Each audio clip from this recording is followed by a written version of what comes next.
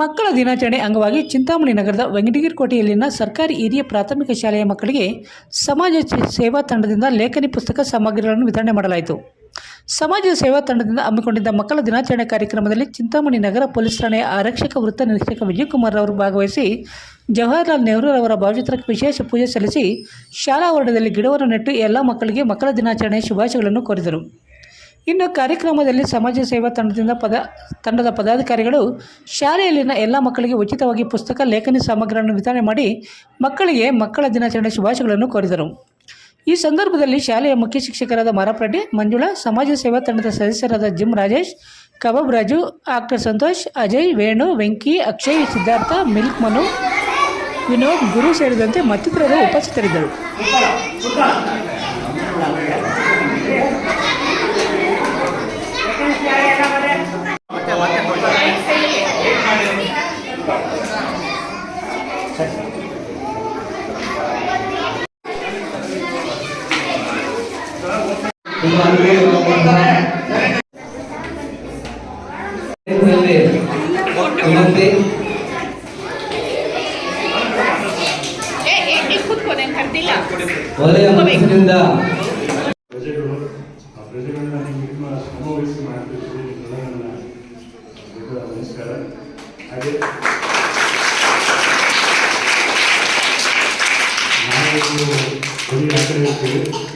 ನಾವು ಸಮಾಜದ ಸುಧಾರಣೆ ವ್ಯಕ್ತಿಗಳ ಸುಧಾರಣೆ ಮಾಡ್ತಿರ್ತೀವಿ.